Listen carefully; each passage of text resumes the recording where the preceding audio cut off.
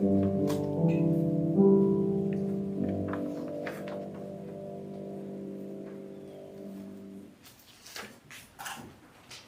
Good morning. Welcome to our Sunday services here at Temenos. I'm so glad to see all your faces and your smiling eyes on this second Sunday of Advent. We gather under the umbrella of peace. And in just a moment, we'll be lighting our second Advent candle. And we'll invite China and Robin to topple up. But first, in the nicest way, remind you to please quiet your devices. As everyone tries to get in touch with you to wish you a good Sunday. And I'd also like to invite Hope up to deliver our announcements for this morning.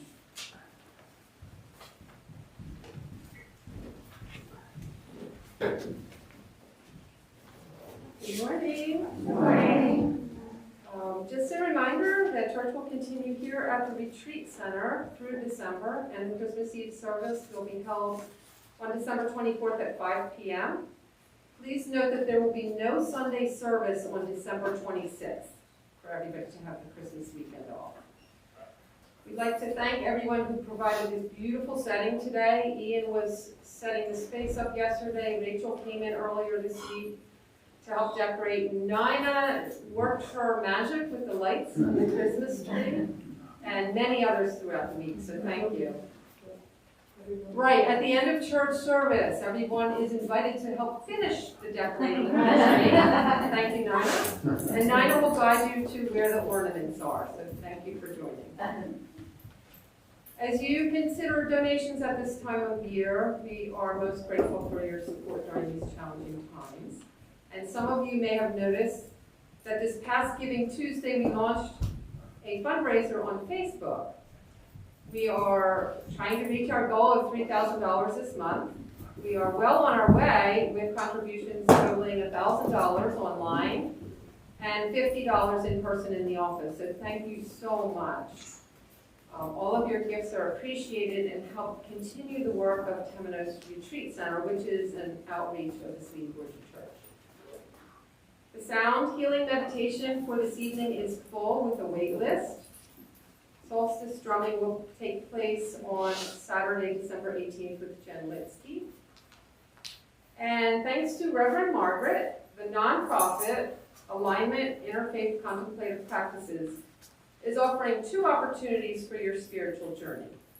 The first is a digital Advent calendar called the Calendar of Light, which offers a different spiritual practice behind each door for each day of December, and more info can be found in the newsletter sent recently. The second opportunity is a weekend in January, on January 21st, 23rd, and along with Temenos, we'll offer a weekend with the theme of creating space, a weekend wellness retreat for all. And there will be opportunities for people to come and stay the whole weekend, as well as attend 6 different sessions of contemplative practices. So just note your email information over the weeks to come and see Margaret for more questions. Before you leave today, if you haven't already, please sign the guest book. If you'd like to be on our mailing list and you aren't, out in the hallway is a sheet that you can add your email address to. And finally, Cynthia has a very wonderful announcement to share with us today. Thank you. So this Saturday, Anna and I are going to be hosting our first in a series of what we hope to be monthly grief groups here at Temenos. These are discussion groups that offer a sacred space for people to explore their relationship with loss, whether that be the loss of a loved one or the loss of a relationship. It'll also be a place that you can share your healing rituals as well as coping mechanisms in order for us to move through grief into a more ecstatic way of living. So this Saturday from 2 to 4, we're going to be reviewing the 5 invitations as a way to start the conversation. We invite everyone who's interested to come. It's free and it's open. We will be following standard protocols as far as COVID is concerned, so we'll be doing social distancing, masks are required. If you're unable to make it but would like to attend, we're going to have a virtual element to it, so there will be a Zoom. Anna and I are going to be creative about that. It's going to be the first time we're trying it, so hopefully it'll go over well. But we invite you all to join in the conversation. This is the process that we're all going through, and we can all learn and heal together.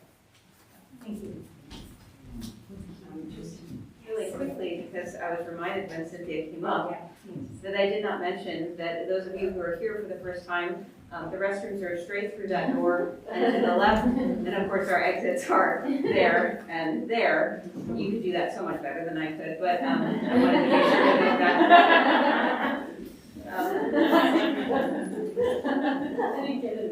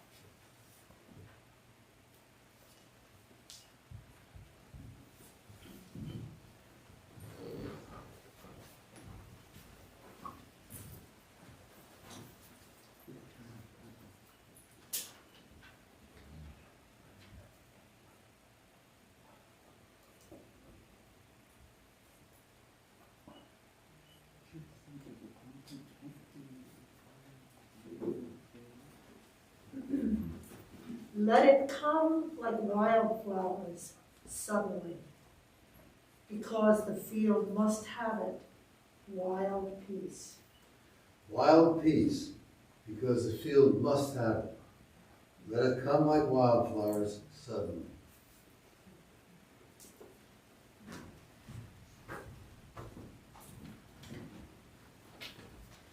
A lovely opening from Robert Bly. May he rest in peace. I invite you to stand as you're able and join in our opening sentences found printed in your bulletin. The voice of one crying out in the wilderness. Prepare the way of the Lord, make his path straight. Every valley shall be filled, And every mountain and hill shall be made low. and the crooked shall be made straight, And all rough ways made smooth. and all flesh shall see the salvation of God. We'll sing this morning, There's a Voice in the Wilderness. This may be a little unfamiliar to you. There are some printed sheets around if you'd like to share. I encourage you to do so, and Megan will play it once through.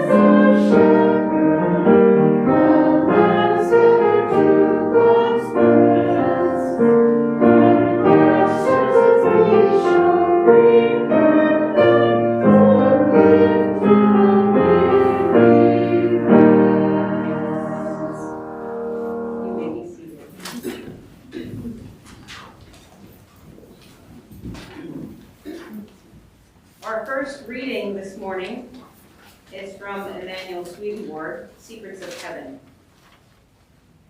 Nothing can exist anywhere in the material world that does not have a correspondence with the spiritual world. Because if it did, it would have no cause that would make it come into being and then allow it to continue in existence. Everything in the material world is an effect. The causes of all effects lie in the spiritual world, and the causes of those causes in turn, which are the purposes those courses serve, lie in a still deeper heaven. May this lesson be a blessing as we take a moment of silence to reflect on these words.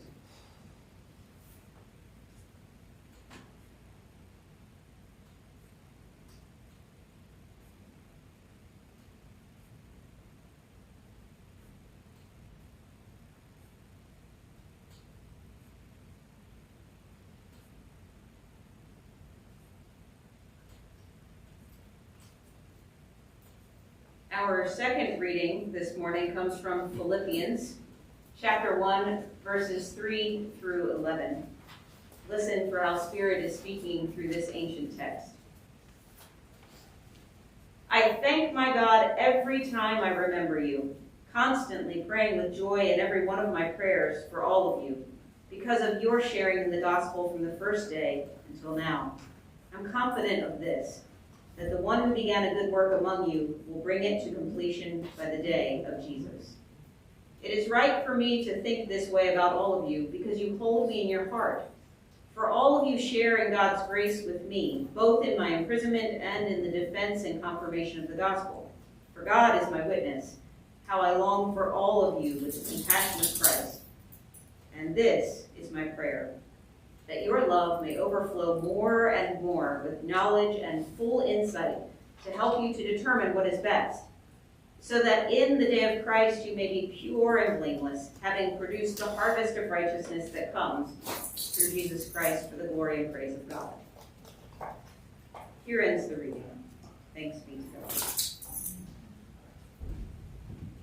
If there are any children here, I invite you to come forward, and any children at heart, you're certainly welcome also. We're just going to sit on the floor up here. Yeah, Jake's here. We're all good. Oh, sorry. Yeah. I just planned that.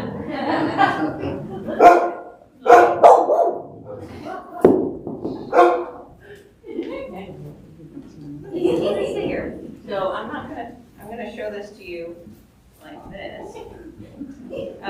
So this is obviously a tree. It's a lovely image that I found on the wonderful internet. And so you can see here that we have the branches that are above, and then we have the roots that are below. And there's a saying, as above, so below. And these branches and roots seem to almost be like a reflection of one another. Yeah. And then here there's almost like a lightning bolt, kind of like energy moving across. And then I noticed that up here in the air above ground, there's all this light, right? Where things can collect and grow. And then down here in the roots, it's dark. Like in the earth, it's very dark. And that's where the roots are doing things, like drawing up nutrients and water. And then what do they do? They feed the tree, help it to grow taller. Help it to stay alive. Yeah, absolutely. There's a balance there. Help it grow the leaves and absorb carbon dioxide. Yeah, so we just all put that on. That's right. Does anyone have any fruit? Oh, could we borrow some? Okay. That's okay. You want to stay? That one's a little soft. Why don't you take this one? That one's like a little yummy. Anything else? My favorite. So when we have these things, we think of them as energy, right? You've got nutrients and air, and that's energy. And it produces fruit. And if you eat fruit, it gives you what? It gives you. It gives you energy, so it's like a cycle. For example, when a mermaid goes, it absorbs energy, and when a bird eats it, since there is a time that absorbs energy, it's a food chain. It's a food chain. So it's all connected. So we're all connected. So if the sun is giving energy, what gives energy to the sun? It's cool. Maybe it's core. What gives energy to the core?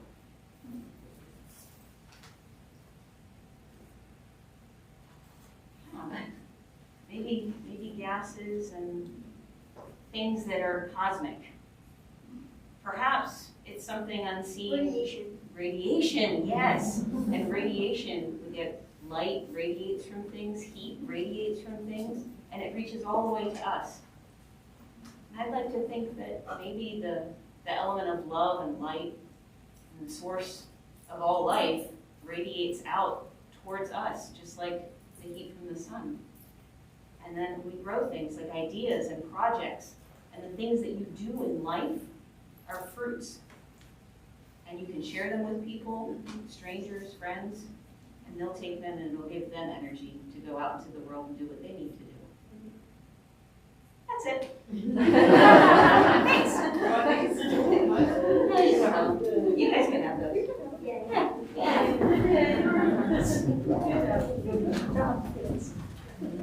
That's it. Oh. Correspondence.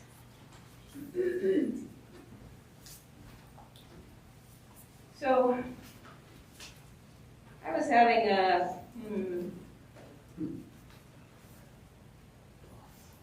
bit of a difficult week. There was some stress, there was some busyness to my week, and it all felt a little heavy, physically and emotionally. It felt heavy. And I was driving here, and I drove into Temenos, and as I come in the driveway, and I don't know why I've done this, but whenever I drive into a place that's a sanctuary, I turn off the radio and I make sure that I'm listening. And so I turned in the drive, I turned off the radio, and then I'm coming up into the property and I'm coming around the curve and I pass all that brush on the slopes. It looks so wintry right now. And I parked, and before I even got out of the car, I took a deep breath. And then I just wasn't quite ready to go inside yet. And I walked across and went down into the woods, and I saw Ian, so I gave him a wave. And it probably seemed a little rude, sorry, but I was disappearing. And I literally immersed into the woods. As the stairs go down onto the peace path, there's just this immersion. So my feet were moving over the leaves, and then as soon as the leaves started crunching, all of the little white bobbing tails of the deer went through the woods. And then they did that like funny deer thing where they turn around and they look over their shoulder.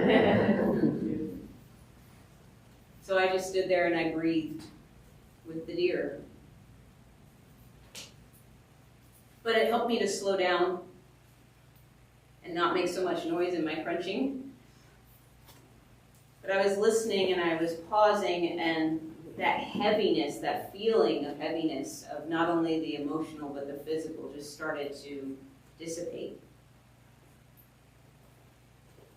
And with it, my stress also began to lift. But I felt as though the elements of nature, the divine aspects of nature, were dripping into my spirit like dye into a glass, and just changing and coloring the hue of my outlook on life. The energy shifted. So I went through the woods, came back on the other side, got to the farmhouse, came up the peace path, and then I just still wasn't ready to go inside because I was getting so much from being outside. And I walked down the driveway, and I looked at all the twigs and the browning that was happening in the vines, and I just couldn't help it, but I dug my hands into it. I could hear Hope's voice telling me to watch for snakes, but I dug in, and there was all of this soil that had washed down the driveway over time, and all of the leaves that had collected, and I felt like all of the beautiful stones that are there behind all of the growth, this rugged element of the Brandywine Valley, this stone wall, I felt like it was covered up. And so the more I was uncovering, the more that joy was restored in me. And then I noticed that I was breathing deeply and that the light had started to wane in the afternoon. But it wasn't that I couldn't see anymore. The light was dimming, but I felt like I could see, and I felt like I could see better because I had familiarized myself with the things that my hands were touching. I could smell the difference between soil and leaves as it was getting darker. I was building relationship with the land.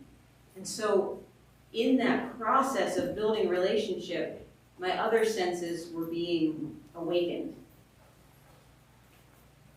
So when darkness came, I could see just fine. All of that stress, it wasn't even a thought or a feeling anymore. It had been cleared, just like the vines. So that physical effect felt like a direct result of my spiritual connection, that effect. And I think that that started each step of the way. There was the silencing of the outside voices. There was the physical immersion into the space. There was the opening, the deer calling my attention to breathe. Each thing causing a physical reaction in me, as though spirit were just whispering to me that it's just stress.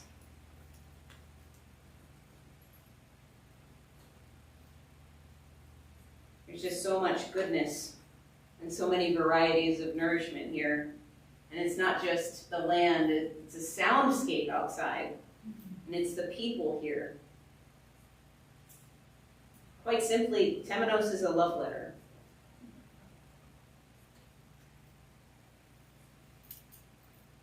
On NPR this week, I don't know if you caught any of the interviews that were being played back from Terry Gross's interviews with Stephen Sondheim on Fresh Air. You probably know that Stephen Sondheim died recently. But he wrote about love and relationships, and I was thinking of the connection of Temenos as a love letter and Sondheim's way that he addressed love and all of its challenges, family dynamics, character sense of purpose. But his work expressed life, but it was very methodical. It had structure and rules, and he liked that. And Terry Gross was talking to Lin-Manuel Miranda, and he shared how he learned from Sondheim and from hip-hop artists about using consonants to deliver long, flowing streams of text,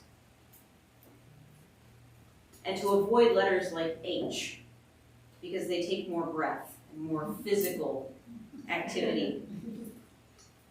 And he used examples from Queen Latifah, and then he mentioned that song from Sondheim's show Company. I don't know if you ever saw Madeline Kahn do Getting Married Today.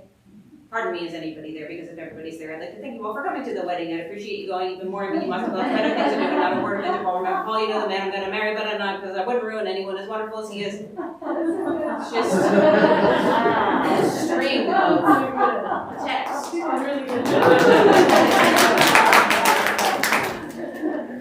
This mouthful of consonants works with the lungs and breath to deliver the song, but beyond words and beyond structure, there's this function of rhythm and tempo that implies the intention and the mood. Because when Madeline Kahn did it, she did it deadpan, and her eyes were moving back and forth. Because she's sitting there in her bridal gown.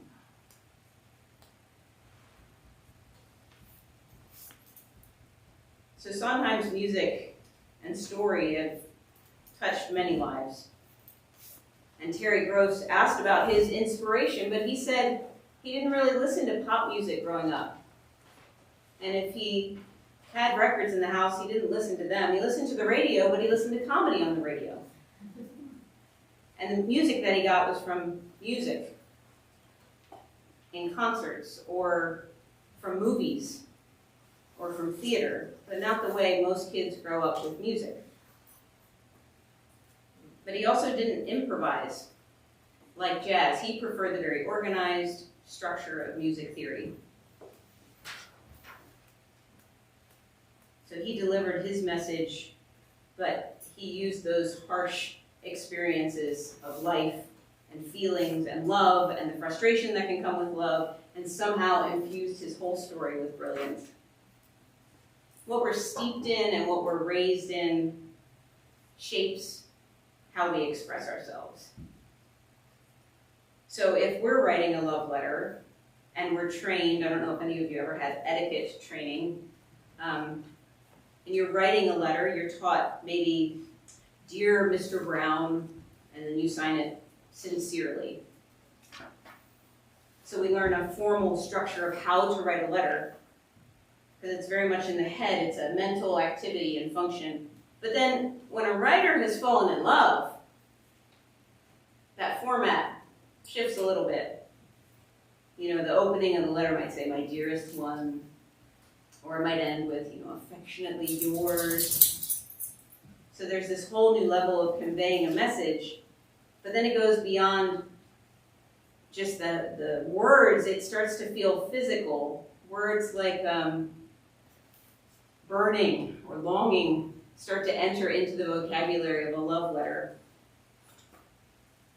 And then while apart, whether it's love with a friend or a sibling or a lover, the love is expressed while apart in a different kind of correspondence. It's like, it's not quite like email now, but when there were actual love letters being passed back and forth, there were locks of hair and spritzes of perfume or a pressed flower. There was a desire to stimulate the senses. There was something wanted there that went from words to physical, blending this heart feeling with feeling something. And that soul energy enjoys when we're aligned with heart and mind and body, because it becomes a different kind of communication. And we see this also in prayer. We have our rote, memorized prayers, the Our Father, Hail Mary, the metta prayer. Some find them boring and robotic. But then there's also the full-bodied breath and movement of Qigong, or Tai Chi, or yoga, or liturgical dance. But any of those things, prayed in the greatest time of need, becomes a whole different kind of correspondence. Because the intention is attached to the language, there's feeling. And when there's healthy correspondence, there's investment in the relationship. And the example I can think of is hearing the Hail Mary growing up over and over again, sometimes in a monotone, is very different than being in an elevator with someone when the elevator jolts to a stop and it goes dark, and I hear the person in the elevator start shouting Hail Marys. Yes. Very different. There's investment in the relationship. In our second reading from Philippians, Paul is writing to a community where he has invested his time. And the sound and the feel of the letter is very familiar he has this style of intimacy. It's the only letter that we have that Paul wrote to the people in Philippi. He says, "This is my prayer, that your love may overflow more and more with knowledge and full insight to help you to determine what is best." It speaks to a community that has been with Paul through thick and thin. And what's interesting to me is that he knows that the path that they've chosen to follow Jesus, this loving, laughing, humble servant Jesus, he knows that it's not that easy because of the political unrest. He knows that there is a danger to standing up to the powers that be, of threatening the power and control of empire, because those in power do not want it taken away. But he leans on the cost of love, living in a loving way and following love and walking in the path of love that will inevitably cause some pain and loss and suffering. But Paul understands that when someone has something worth living for, it means they also have something worth dying for. And for Paul, that's a very passionate place to exist, because it involves the body and the mind and the spirit, and that soul is engaged in the living and the loving and the sacrifice. But I think it's important to remember that Paul's also writing from prison. So in a sense, he's the lover and beloved separated, writing a love letter. And when we're separated from our beloved, it can feel like imprisonment. But the correspondence frees the heart to see and feel the reassuring message of love that's coming through in all of its many manifestations. So after I'm feeling locked up in my difficult week that I had, and the stress had been held within me, and then it came pouring out, the stress that was coming out was not beautiful. It was negative energy. I don't want to be that. It's not what represents me. And by not prioritizing my spiritual practices, I was sacrificing my spiritual health, which is directly tied to my physical and mental health. But I have to say that negativity and stress are part of the human experience. So I'm going to have negative feelings from time to time. But the goal would be to have enough immersion in spiritual practice and enough engagement with light to dissolve all of that negativity. So it's just melting. So through prayer life and my love letter correspondence with the divine, my difficulties can be exchanged and melt into the source of love. Because being disconnected, being apart from the beloved, just causes heartache and soul ache. Because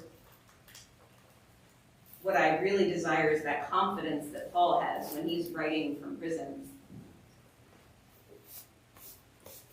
But I want to say that if you've lost confidence in a relationship, whether that's a relationship with a lover or a family member or a friend, or your divine relationship, your spirituality, if you've lost confidence in that, if your life or your heart has been overgrown with winter, if you've forgotten why you're invested in a job or a relationship,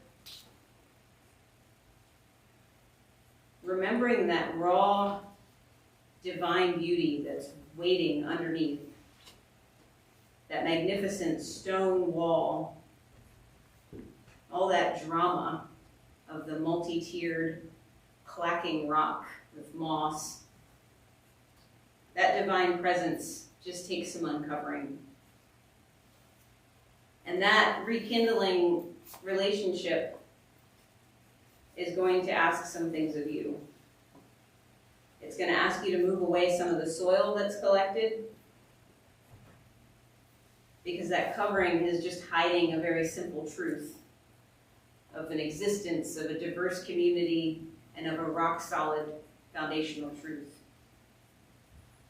And that exchange of effort and desire calls upon reconnecting and corresponding in a way that leads to alignment and leads to agreement. So not only with the people and the places that you know, that dialogue is happening between heaven and earth, between human and divine, above and below, and radiant light. And that radiant light will be revealed.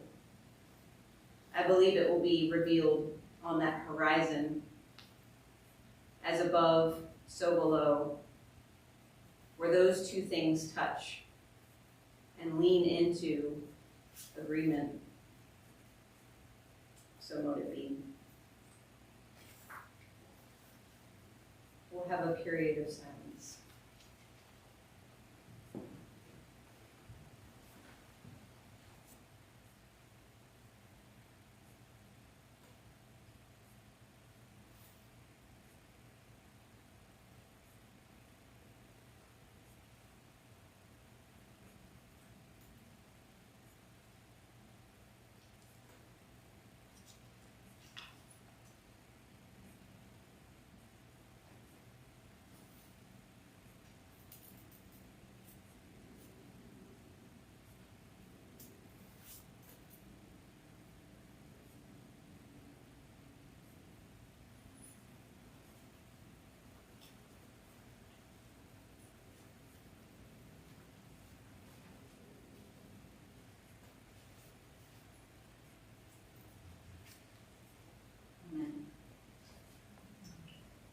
We'll sing together like a tree beside the waters.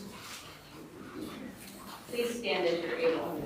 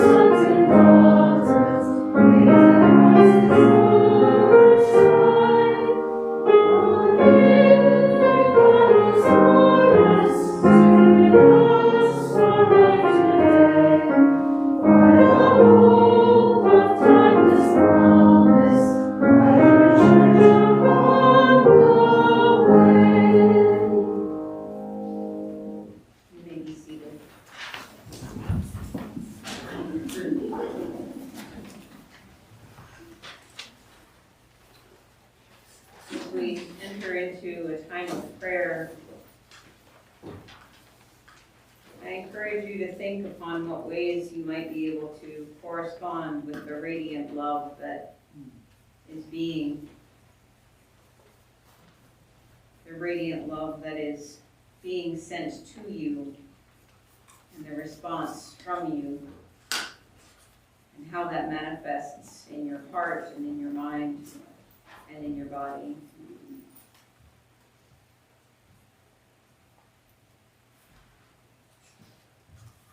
Spirit of all things, all time and places, all people.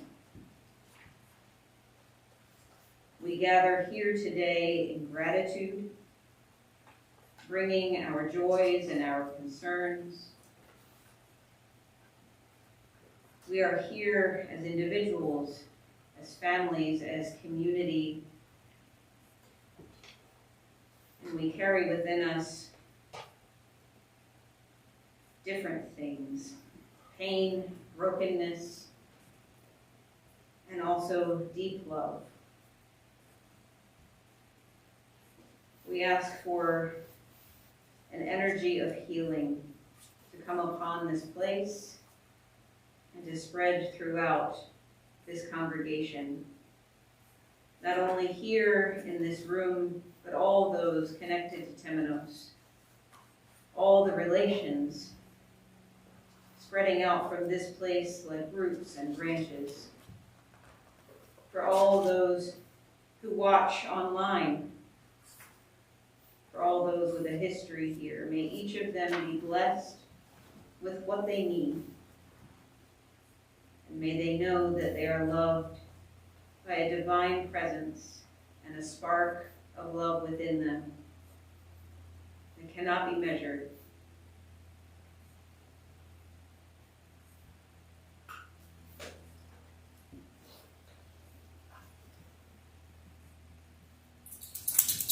If there is someone on your heart, if there is some thing that needs uncovering,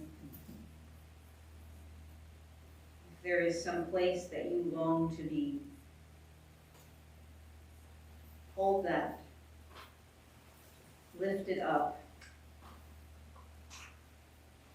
and whisper your prayer that it may be heard.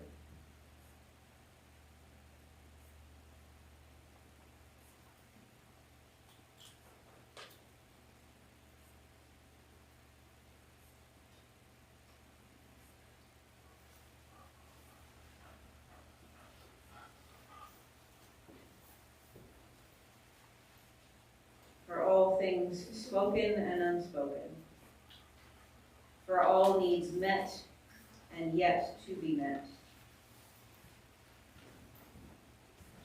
We ask for a comforting sense of peace and the embrace from the arms of light and radiant love.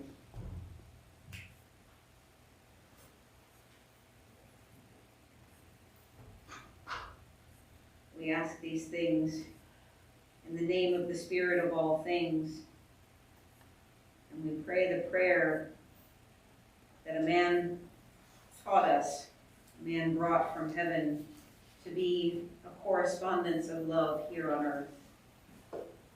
Our Father, who art in heaven, hallowed be thy name. Thy kingdom come, thy will be done, on earth as it is in heaven. Give us this day our daily bread, and forgive us our trespasses, as we forgive those who trespass against us. And lead us not into temptation, but deliver us from evil. For thine is the kingdom, and the power, and the glory, forever and ever. Amen.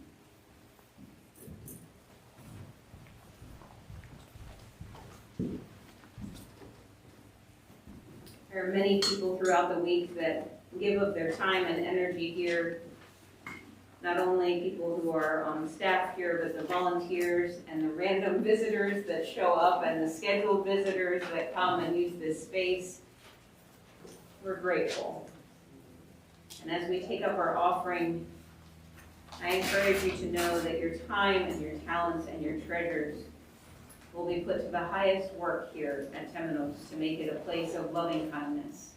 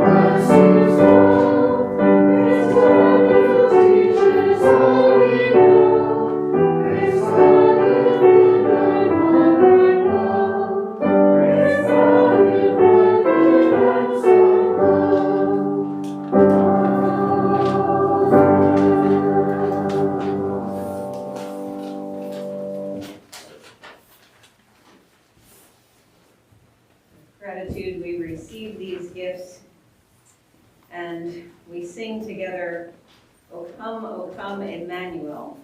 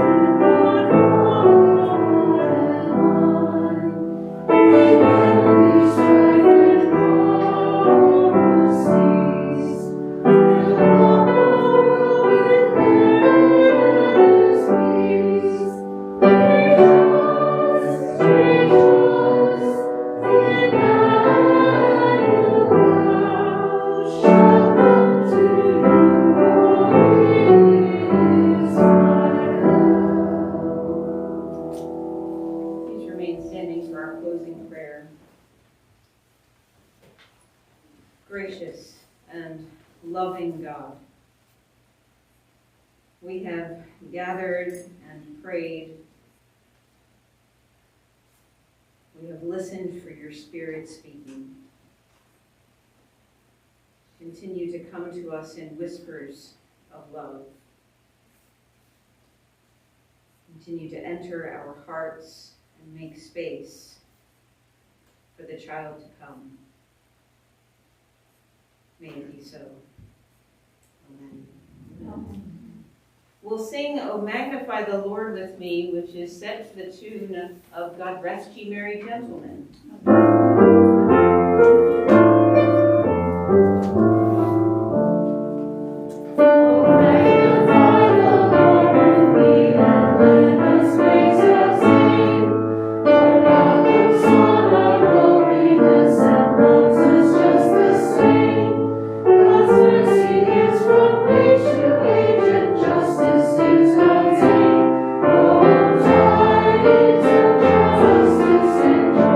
Justice and joy, oh, tidings of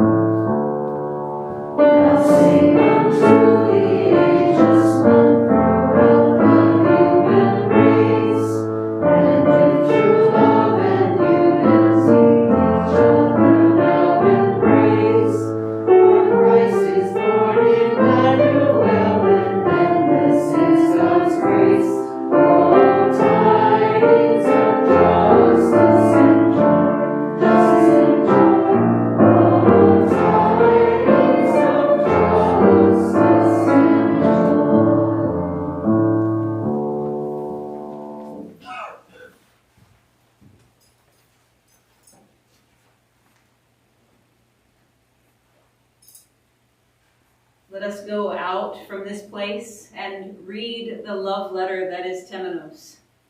May the author write us a beautiful letter, and may we respond as the recipients of that love. Go in peace.